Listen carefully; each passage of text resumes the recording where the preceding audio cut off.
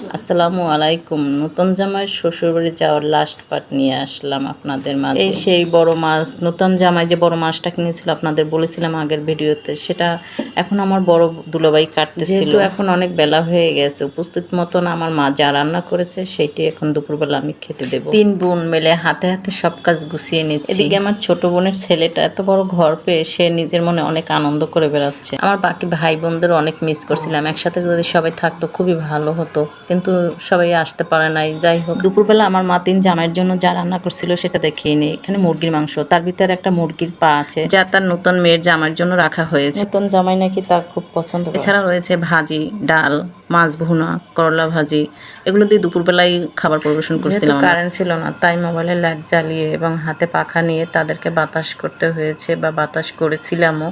কিন্তু আমাদের অনেক পেটে ক্ষুধা লেগেছিল, অনেক বেলা হয়ে গেছে বলে সবাই মিলে একসাথে খেয়ে নিলাম। বিকেল হয়ে গেছিল, নতুন জামাইকে দেখতে একেবারে অনেক লোকই এসেছিল। সন্ধ্যার নাস্তা হিসেবে তারা এগুলো নিয়ে এসেছিল, সবাই মিলে এগুলো খেলাম। পরের দিন জামাই আদর করা হয়েছিল, সেই খাবারগুলো সব ভিডিও আমি নিতে পারিনি, যদিও রান্না করছিলাম আমি, তাই হয়তো আমি ভিডিওগুলো সব নিতে পারিনি। শেষে তাদের খাবারের শুধু এই ভিডিওটা নিতে পারছিলাম। খাওয়া দাওয়া শেষে আমার এক বোন চলে যাবে, তাই রেডি হচ্ছিল, আর আমরাও তাদের সাথে বের হব তাদের এগিয়ে দেওয়ার জন্য। ভিডিওটা ভালো লাগলে একটা লাইক দিয়ে যাবে। চলে যাওয়ার পর আমরা ওখানে 2 দিন বেড়াইছিলাম, পরে বরিশালের উদ্দেশ্যে আমরা ব্যাক করি। ফেরার সময় রাস্তার কিছু ভিউ দেখেন, পিক তোলার জন্য রাস্তাটা একদম পারফেক্ট। আজ এখানে শেষ করলাম, আল্লাহ হাফেজ, সবাই ভালো থাকবেন।